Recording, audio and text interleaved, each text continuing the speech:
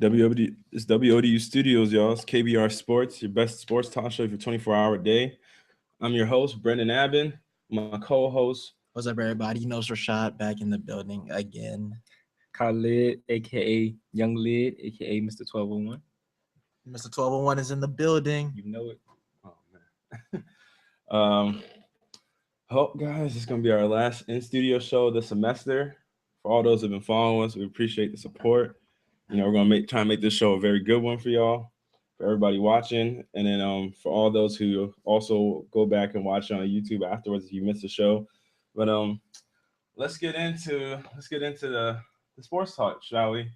For all those who watch the NBA playoffs, it's been going on all weekend. Last night, or yesterday afternoon was a really good game between the Clippers and the Spurs.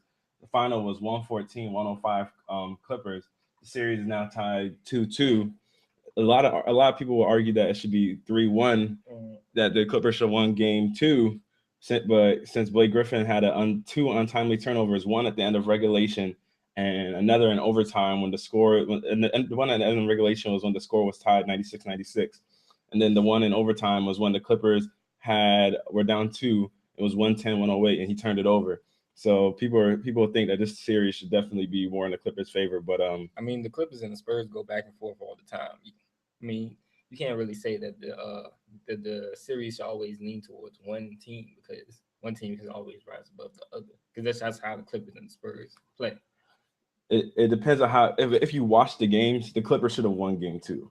They cost themselves game 2. They came back in the Spurs, and then they gave game 2 away. It's not one of those games that it's a back and forth kind of game. They should have won that game. It's the same thing when the Spurs played the Heat a few years ago, and the Spurs should have won game 6. Oh yeah, it was one of those games. The Clippers that's had just because of that foul call. I feel like in game 6. Mm-hmm.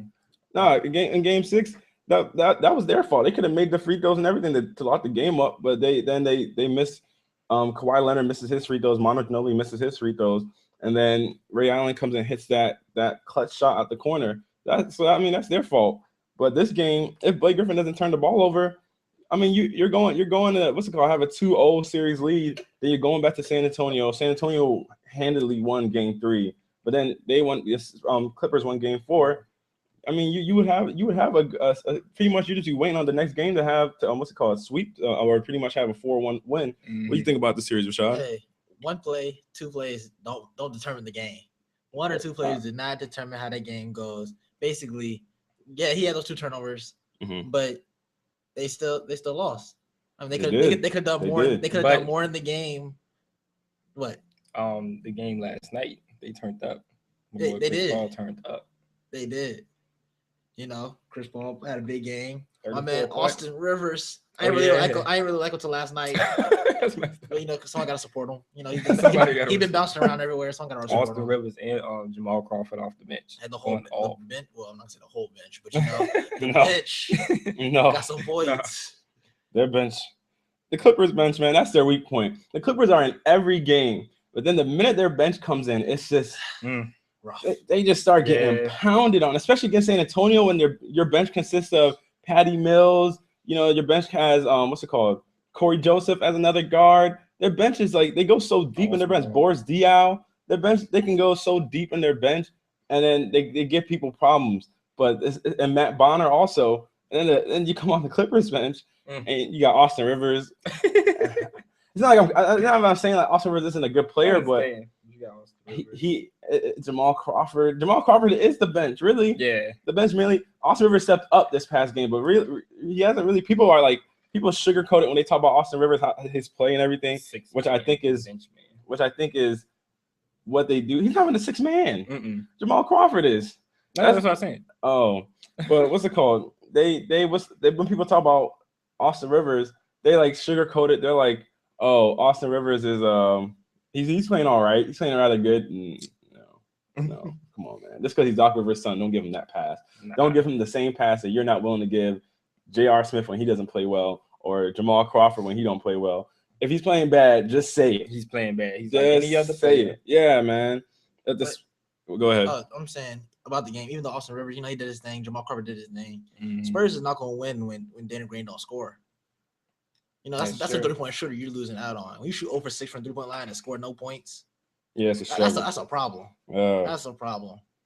See, it's funny. And then DeAndre Jordan wasn't hitting free throws either. It was kind of like that's common.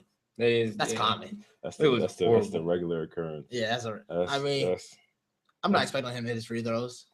So it hit him or not, I don't be like, oh, that's gonna turn the game around because it's DeAndre Jordan. He's shooting like 18% in my eyes. Nah, it's more like it's better than that, but Jeez, 18. Give him no credit. Yo. 18. That's like that's close to. That's not even 1/4. Yeah, that's 2 out of 10 free throws, pretty much. That's oh my goodness. Hey, oh my god. But for he's shooting like 40, like 43%, something like that. Shooting 38. 38. Mm-hmm. Yeah, regular season he shot 38%. He shooting better in the playoffs, ain't he? Yeah. But like I was saying, you're not gonna win when Danny Green is not hitting nothing, non-existent in the game. But what do you think, Brendan? What do you think? Pretty much. I mean, you're right because you need Danny Green to score. You need Marco Bellinelli to score. Kawhi Leonard comes through all the time. Kawhi Leonard be balling out for them. And the funny thing, nobody saw Kawhi Leonard being this kind of player. Right. Like the Spurs developed this man well, man. Like this guy Kawhi Leonard has been balling, but it's like the Clippers have no answer for Kawhi Leonard. But if it's like it goes interchangeably. His size to match his size. Yeah, he's just like it's Matt Barnes. Matt Barnes tries his best, but Kawhi Leonard just gets the bucket. And Kawhi Leonard's been shooting like amazingly. Like he's been hitting all his shots. Like Kawhi Leonard has been balling. So it's just one of those things that. And now having won the Defensive Player of the Year, even though Draymond Green got more first place votes, but that's for a different story. Wait, how's that possible? Like I just don't get it. I don't get it. It's about popular vote. It's by like overall votes. Like votes. The total votes. But first place votes. Like, it's stupid. I don't know why the NBA does it like that. Like just because somebody voted you more times second, you win over somebody. Like come on, man. Like yeah, because Kawhi Leonard had more second and third place votes than Draymond Green, but Draymond Green had more first place votes than him. So Kawhi Leonard won it. It doesn't make any sense. It's because of the total points. It doesn't make any sense. I'm like, okay, that I guess. Don't ask me. But going on to the next game that we saw last night was the Mavericks and Rockets. That game finished. The Mavericks have said, we're not letting y'all sweep us. Put the brooms away. They won 121-109. The game.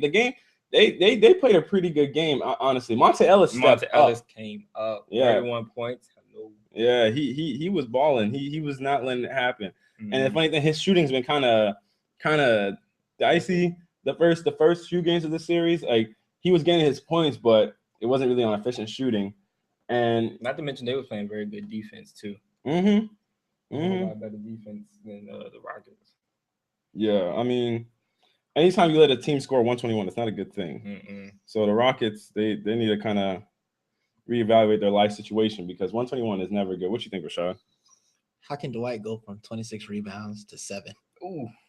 Yeah. How can you go from 26 to 7? Yeah. It was that one game where we was praising him like he's back. Yeah, that was last week. And then exactly. And now we're like, bro, you had 13 and 7. You had 13 and 7. Like. Come on, man. Come on, man. That should have been a sweep. You think? But they brought Monte Ellis in there for a reason, and it's to win a playoff game. So you know what I'm saying? What he did his thing. Hey, but Josh Smith was still going off for Rockets. Hey, Josh Smith is doing his thing now. You feel like I gotta show people. Yeah, he gotta carry the weight. Well, not much so carry the weight because James Harden is on the team. But yeah, he had to play his part pretty much. But. You know what I'm saying? They prevented it, but I don't see it going no more than one more game. One more game. Really? You don't think the Mavs can get another game in Houston? You know what? I think Mavs can get one more. No. Why don't you see them getting a game in Houston? No, because so why you're just like shutting it down. Like, you're just like not even giving it a chance. No, they had to fight to get past the sweep. They had to fight. It wasn't like I'm pretty sure they didn't want to get it. It wasn't like it was no easy doings to get to avoid it. They struggle. They struggle to get past the sweep against them. The Rockets is a great team in the playoffs.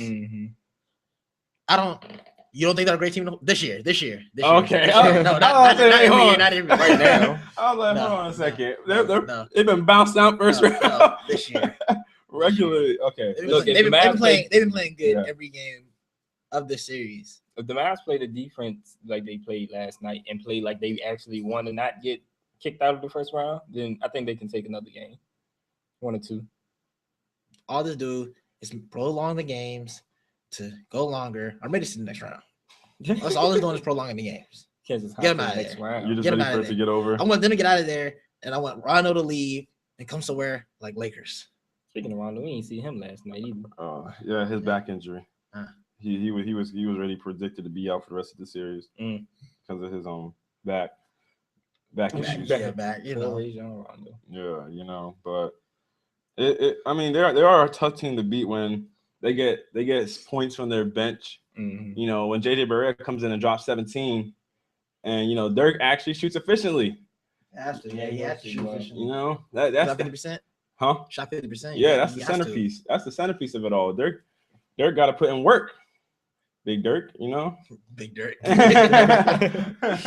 Big Dirk. Yeah, because whenever he doesn't play well, it doesn't seem like most times when Dirk is playing well, because he garners so much attention, the Mavericks be balling on people. When Dirk doesn't really show up that much, or he isn't shooting efficiently, the Mavericks struggle to win games. That completely show you why it's Dirk's team, though. Yeah, really does. Monte Ellis might have been the one to have the highest points totals, but still Dirk's team. It is still Dirk's team. But going on to the next game, the Wizards and the Raptors.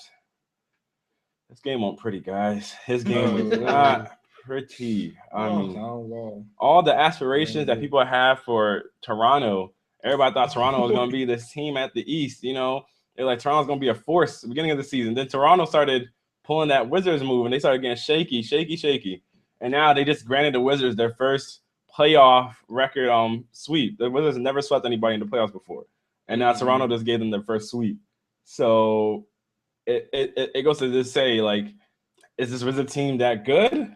Or was this Toronto team just that bad? What do you guys think? I don't know. I think the Wizards is playing well. Marcin Gortat and John Wall. I put in work last night. Marcin Gortat got about 21 points, and John Wall got 14. I mean, they both got double-doubles and all, and they were playing very, very well.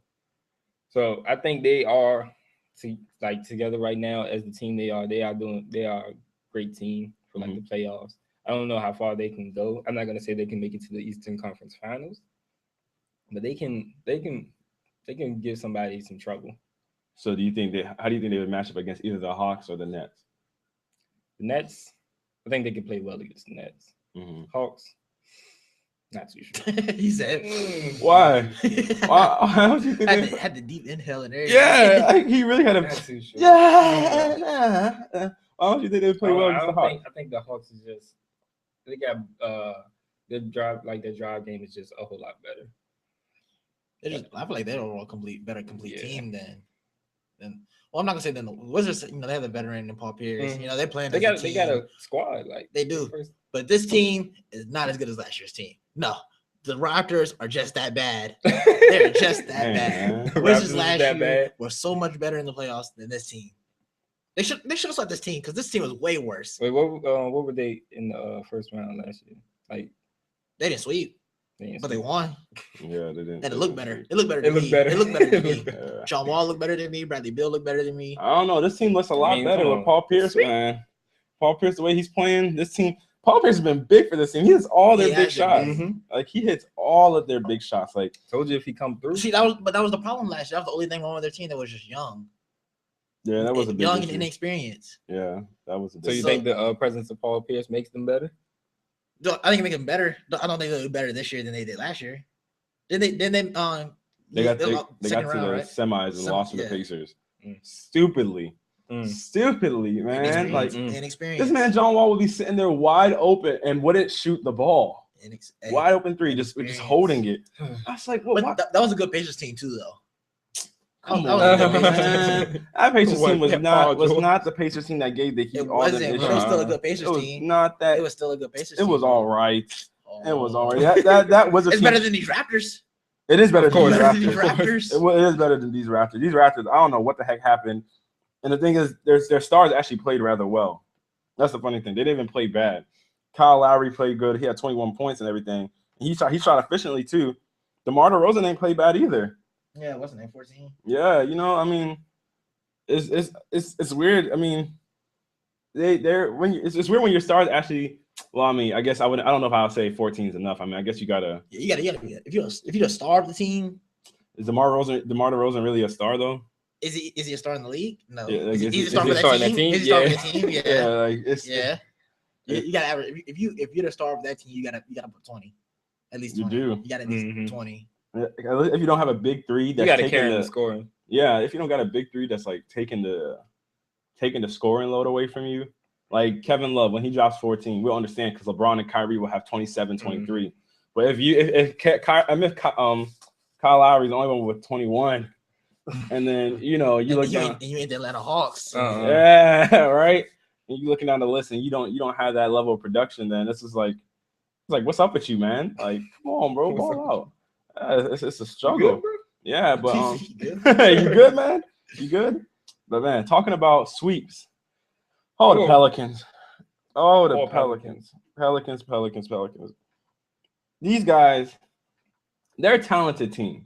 Mm-hmm. The Pelicans are so talented. They had the same issues that the Wizards had last season. This is being young, inexperienced. Like the Pelicans should have won Game 3. My goodness. Should have won it, and it should have been by over 10 points. Like I said, I told you, the Pelicans would not. Well, if they win, it'll be by 10 or more points. And they had it. I was like, I called it. I told you, I knew it. And I was watching the game. I'm just like, no, stop missing. Steph Curry, shoot the three. No, great. I was hyped.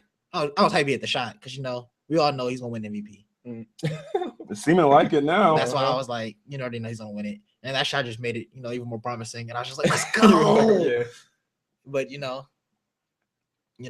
that's just bad, man. Yeah, it's just bad. You can't blow a 20-point lead. You can't. No, nah. They lost 109 to 198, and they allowed, I think, 6 or 7 offensive rebounds in the fourth quarter within a 5-minute span. Draymond Green and Harrison Barnes just came in there and did what they did, along with Sean Livingston, too. It was a smart idea when Steve Kerr went small because Sean Livingston is a matchup problem for pretty much all point guards because Sean Livingston is a 6'8" point guard.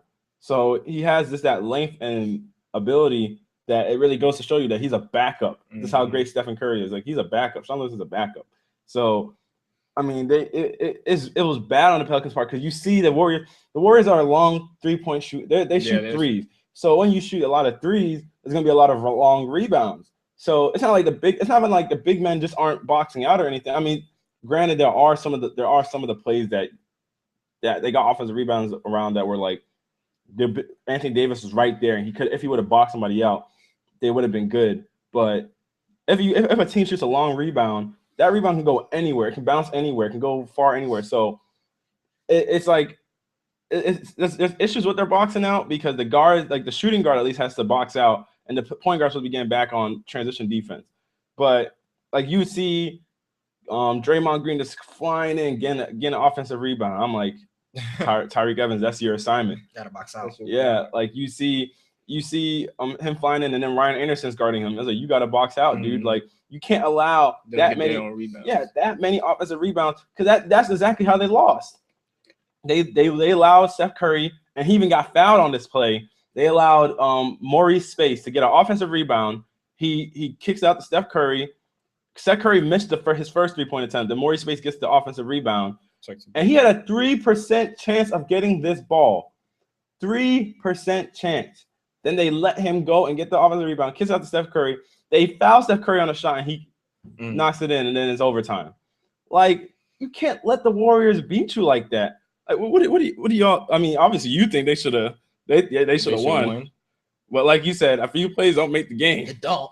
But I'm saying it was more than a few plays. It was a string of plays to a whole quarter. They should have definitely did what they were supposed to do. If they really wanted to get to the next round. Like, they should have definitely played better. better defense, and they should have got them offensive rebounds. And this is just sad that they gave up so many. And you know that's a 3-point shooting team, so you can't let them get the rebounds because they're gonna shoot the three. Yeah, that's when you get an offensive rebound, that is one of the highest percentage chances of hitting a 3-point shot. Yeah, because nobody out there. Because there's nobody guarding. Yeah, especially with that team. That's crazy. It's deadly. Exactly. So when you're need a to great be in there trying to get the rebound. Pretty much. Why would you lag from the box? Like, go ahead and try and grab the ball. Because see, I feel like what they're thinking is they think since they're a great offensive rebounding team, they feel like they're going to get the offensive rebound. So everybody's not crashing like they should. Granted, so they're trying to stay back, but they lose. When your back is turned, you lose where your assignment is. But you think, speaking of Sean Livingston, do y'all think? And I know he's not a playoff veteran, but you think that his veteran aspect helps for that team? And he's not really but since he's been in the league for a while, you know what I'm saying? Do you think? Because he is playing with a bunch of young players. Excuse me. I think any veteran experience helps your team because you got a wisdom. It don't help that much though, because he doesn't really get in. Of course, like the veteran aspect does. Yeah, because a player Livingston himself. I mean, why isn't Sean Livingston himself a good veteran to have? I never say he wasn't a good veteran. He is. That's what you're saying, though. That's you just said that. I said not help. It's not that big of a deal, basically. Why? Because like the offense is still great. And I mean that veteran aspect does give them kind of a sense of experience and kind of gives them a sense of discipline as well.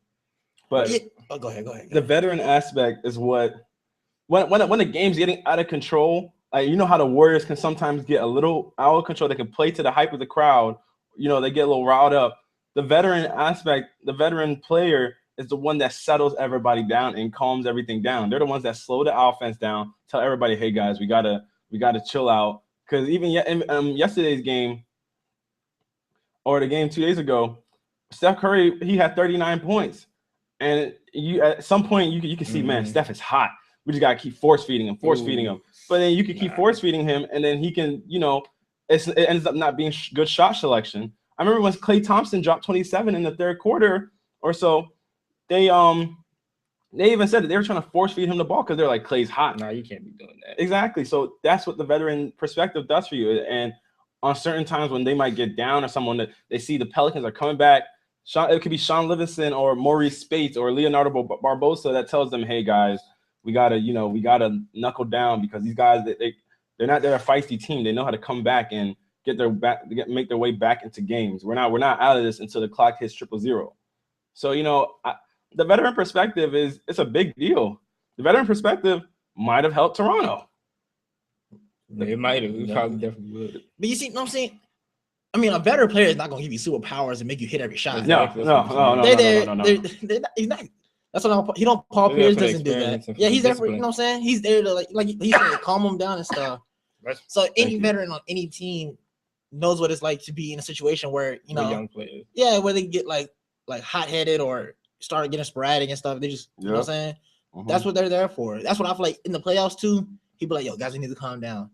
You know what I'm saying? Think about that 20-point. Think about that 20-point game when it was down by 20. I bet you Sean Livingston probably said something in that huddle.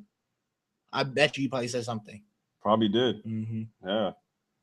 And imagine this. Look at the Pelicans. Look at how many veterans do the Pelicans really have on their team? None. I'm looking at it. I'm still looking at it. Exactly. I'm still looking at it. How many veterans all the Pelicans had to be told with. Granted, Monty Williams, I don't know what he told them, but he told them, especially on the last play, you don't let it get to that last play. Mm-hmm. But apparently on that last play, he told them foul Stephen Curry before he can attempt the 3-point shot. There was a chance to foul Stephen Curry before he got to that 3-point shot. And then they had another chance when Maurice Spates got the offensive rebound to foul him. Didn't do it.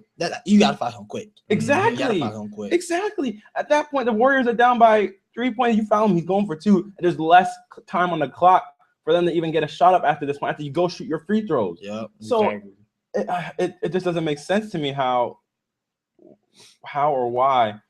I don't. It's honestly just an experience that's coming to the forefront.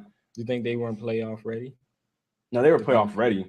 See, they were playoff ready because they were able to compete with the best team in the league. I could tell every game. Yeah, they were playoff ready, but they just weren't playoff experienced.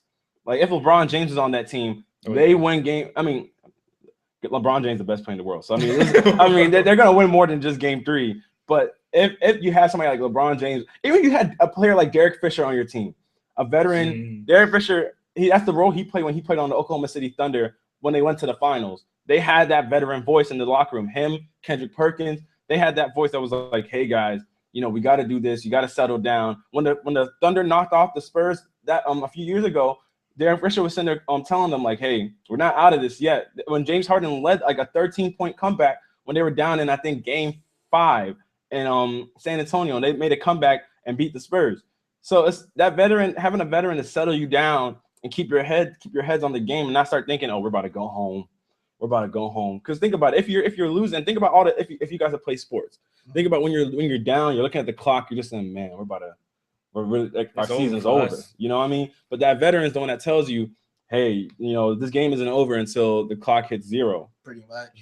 So I mean, now that the Pelicans have experience, Anthony Davis is going to be a problem. I told y'all. Then I told y'all I wanted to see LeBron. He 36. Yeah, he balled. I told y'all I wanted to see him play. He's the ultimate finesser, big man. We already had this talk. I told you I'd rather see him than Westbrook. Oh, so now he's a big man? I told you he was a big man. No, remember he's a power forward. No, he's a big man. No, he's a center. He's a center. He's a power forward. He's a center. Because when you say big man, you think of center. We already had this. Oh my god, he's a power forward. He's listed as a power forward. No, he's Omar Sheik is the center. Omar Sheik he's not. He's dumb. No, center is the dominant. And Anthony Davis is a dominant. I don't call Amir Hasik a big man. He's an Amir Hasik. I call Anthony Davis a big man. Wow. Okay. I told y'all he's gonna be a problem. Anthony Davis is a power forward, bro. He is a power forward. Power forward or big man. Center or big man. Power forward. He's a power forward. Just like when you get your character on 2K, it says point guard / shooting guard. Yes, he's a power forward / center. He's a center. He's a big man. He's a big man. He's the ultimate finesser big man in the league. Oh my god! I'm glad I saw him play. He did his thing. He's a whatever, man. Whatever. Whatever. Can't argue with these people sometimes. Go on to the Cavaliers and the Celtics.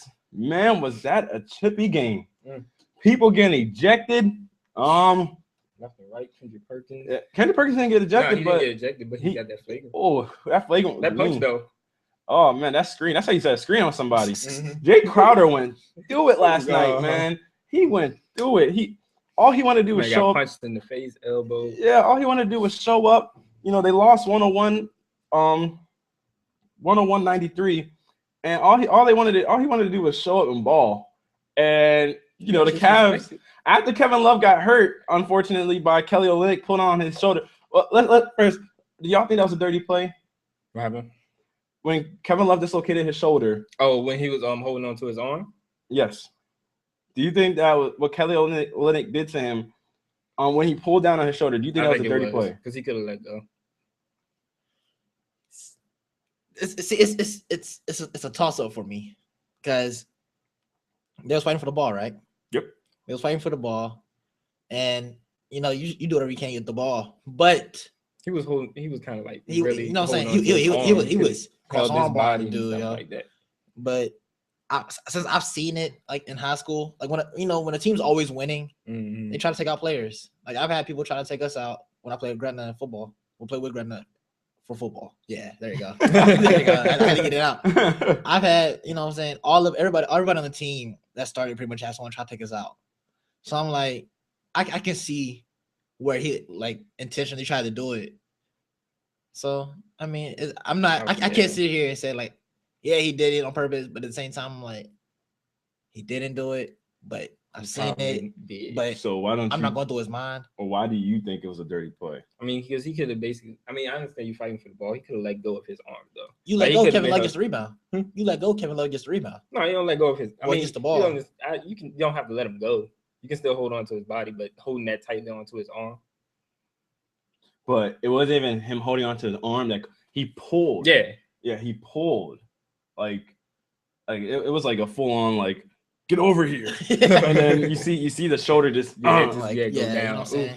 So I mean, people on his team were trying to defend him by saying he was like uncoordinated. He's a little reckless. I'm like, whatever. No, see, when you try to do that, that's like you went over there. It's like, yeah, I did it, guys. I did it on purpose. That's when you know. All right, we need a story now. Yeah, we gotta try to hide this, but it was rough, man. That's what started it all. Like, I mean, that was already a chippy. I mean, it wasn't as chippy as say the Bulls. The Bulls. Yeah, as the Bulls and there you go. As the Bulls and the Bucks. It hasn't been as chippy as that series, but the Celtics definitely have come to play, and they weren't trying to take it or take anything the Cavs were throwing at them. They were like, you know what, we're gonna come meet the bull with the horns, and we're gonna give you guys the best fight what you guys can have. They definitely did play hard too. Yeah, they played very hard. And that game might have ended differently. Jay Crowder would have been able to finish it. Like after he took that screen play it's like after that Kevin Love play, everybody on the Cavaliers was just reacting. Yeah. Kendrick Perkins lays him out with the flagrant foul. Then J.R. Smith with the elbow. No, it was a backhand of justice. The backhand. Oh my goodness. It was so if y'all haven't seen it, go on NBA.com go on Bleacher Report, go on World. It's probably on World Star. Probably it has to be on World Star. Somebody probably made it into something with a song. Mortal Kombat. Yeah, finish it. Right, they made it into something like that, but it was so bad. Like there was no, and he just sat there after he did it. He was just like, yeah, he was just on the ground like hurt. He was like, I did it. Why am I getting ejected? And like you can see LeBron in the background. LeBron's like, JR, come on, JR, playoffs. So now it's really. I mean, are we all going to pretty much assume that the Bulls are going to beat the Bucks? The Bulls gonna beat the Bucks? Yeah. So how does this affect the Cavaliers going on now to play the Bulls? Jared missing one game, right? Yeah, he's gonna miss one. Yeah, he punched a man. I'm just saying he has to get suspended for some amount of time. So Kevin Love out for 2 to 3 weeks. That's pretty much like a whole series, yo. Yeah, that's the whole series. Yeah, it's gonna hurt them. Another how those weapons. You lose 2 weapons. K-Love and JR. And see where it hurts at is that you lose. Well, you lose obviously Kevin Love the whole series, but you lose JR for a home game. Yeah. If you're the Cavaliers, you do not want to lose one of your home games to the Bulls because they can definitely take the series. Yeah, I feel like the Bulls can win both at Chicago, and I think they have the first game at Cleveland. So, that's leaving. The door's kind of small for them. Just one game for them. The door's kind of small right now for the Cavaliers. But see, you still have LeBron and you still have Kyrie. Mm-hmm. More so, you still have LeBron. Hey, playoff experience. No, see, it's a difference. Yeah. This is their first playoff series. Kyrie is a bad boy. He is. Yeah. This is his first playoff. He's playing what's the name? He's playing the Celtics. Kyrie is still a bad boy. Playing the Celtics. No matter who you play, he's still a bad boy. He's not handle the matchup against Derrick Rose? Yes. See, Derrick Rose ain't a defensive player. He's an offensive player. Kyrie knows how to boogaloo with the best of them. He's going to do it against Derrick Rose. But that whole team as a team. I mean, I agree with you that without Kevin Love and without JR for however many games he gets suspended for, it's gonna hurt them. Yeah, it's gonna hurt them bad, especially the Kevin Love thing because that's a big man. That was what made them such a matchup nightmare because you took Kevin Love, moved the big man out from the paint and gave Kyrie and LeBron more space to operate. So now you put James Jones in there, and you lose that another aspect of your rebounding. And James Jones isn't as big as Kevin Love, so Joakim Noah can post him up a lot more easier. And then then also you have Timothy Mozgov in there, and he's going to be banging down there with Joakim and Pau Gasol by himself. Mainly Joakim. Yeah. Pau Gasol gets the ball.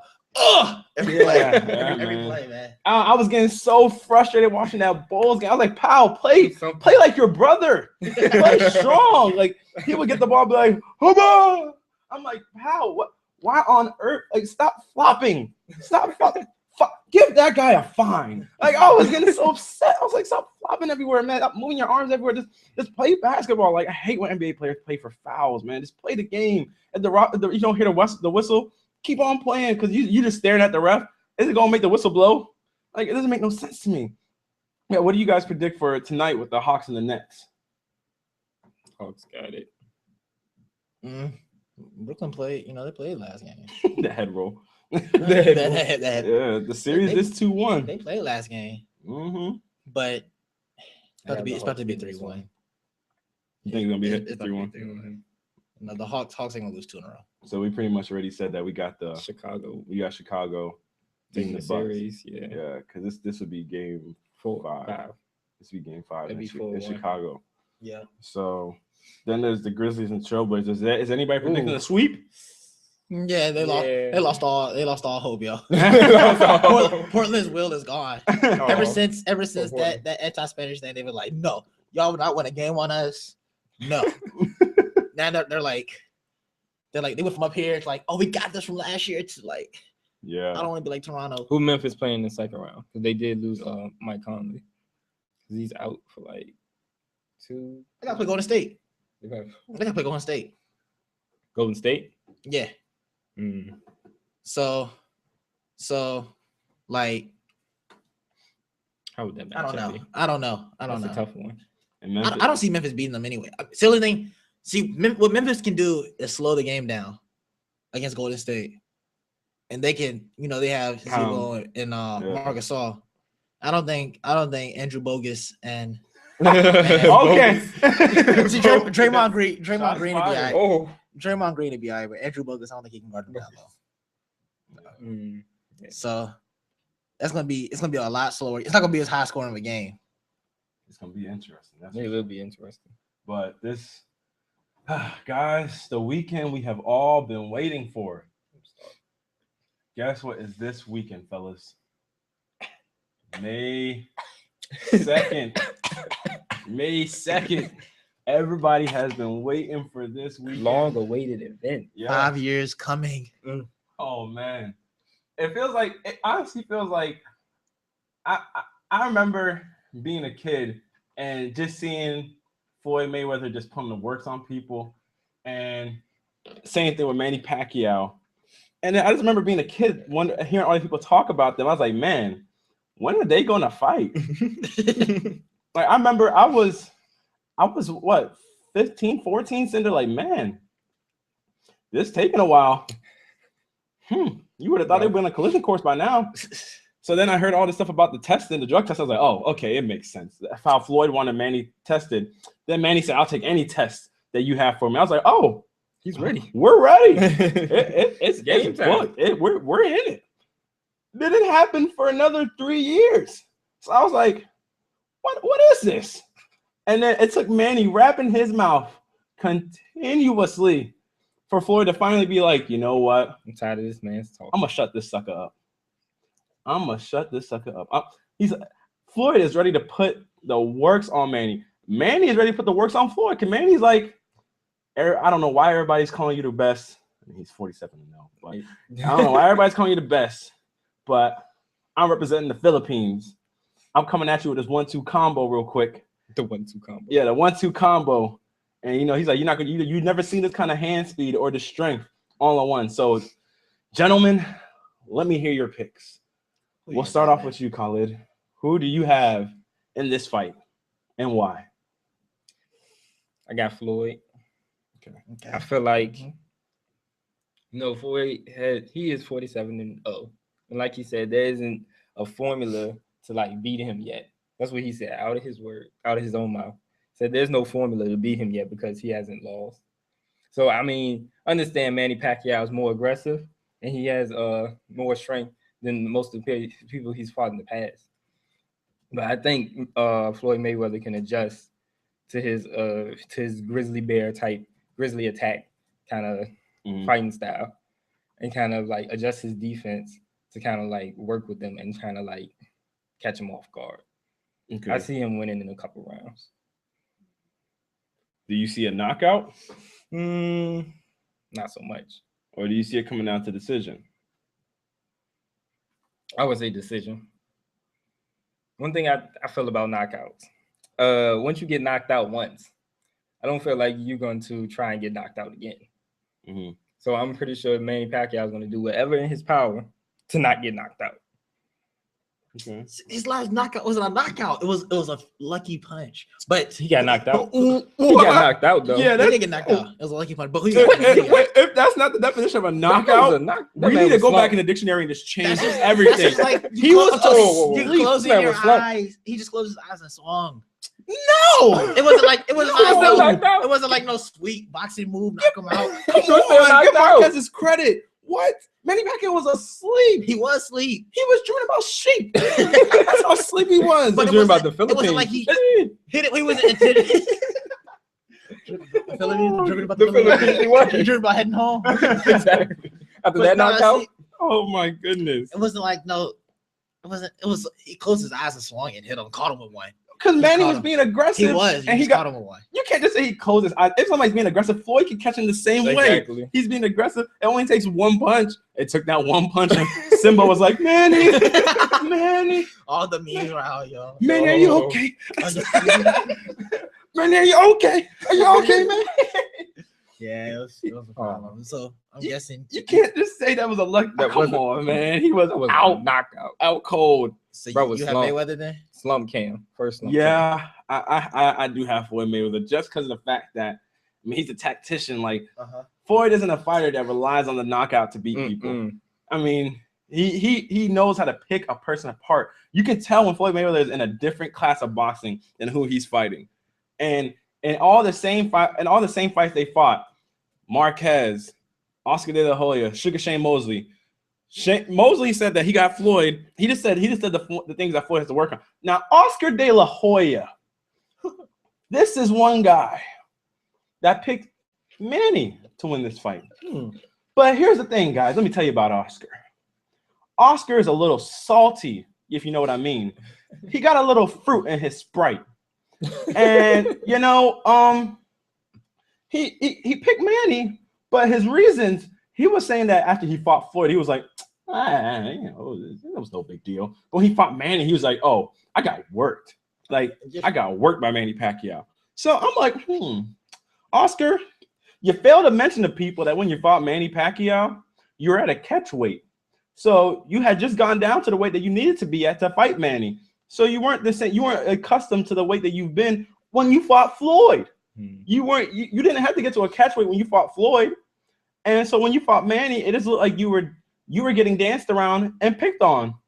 It looked like you ever seen when the kids do the little thing where it's like they do they like the ring around the rosy whatever type thing. It looked like Oscar was in the middle of that and each kid was like just smacking him. Like he was just getting worked by Manny. And so now it's funny that he picks Manny Pacquiao because I'm like, but Oscar, Floyd he took you out at your best, tactfully. He worked you. And then Marquez, Floyd worked Marquez. Manny was slumped, sleeping, knocked out.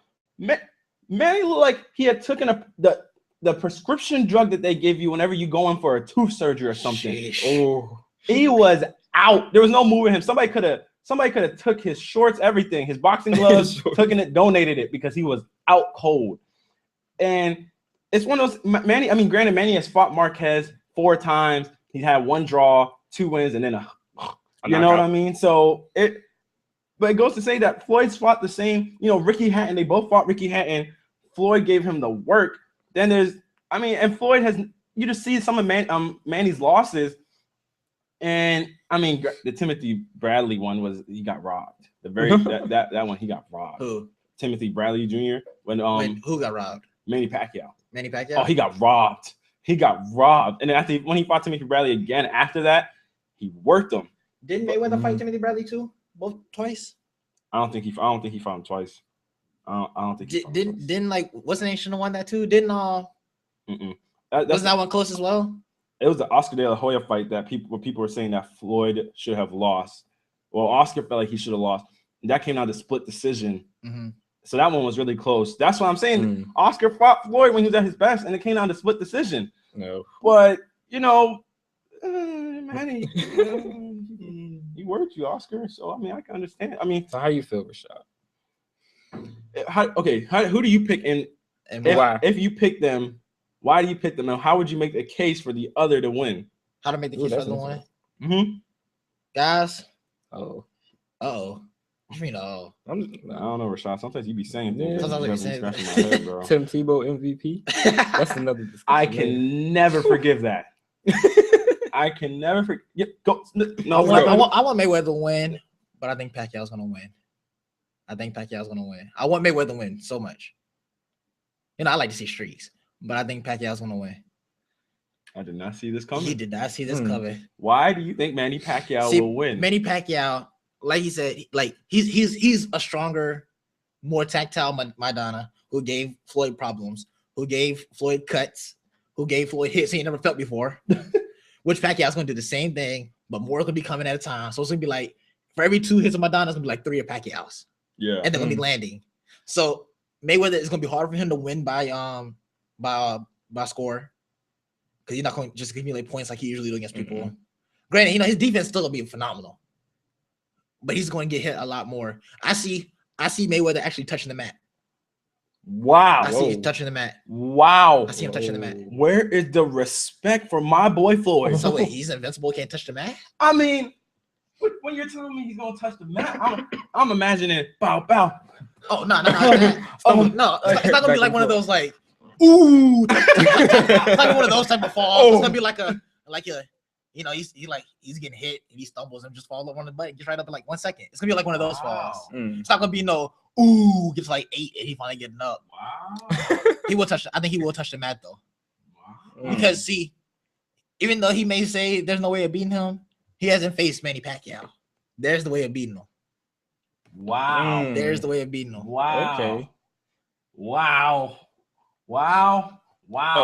What, Carly, give your rebuttal. Wow. Manny, he's the reason. That's how you gonna beat Floyd? Yes. That's exactly how you gonna beat Floyd. He said Floyd is the question, Manny is the answer. That's what he said. Wow. I don't see him touching the mat. Why?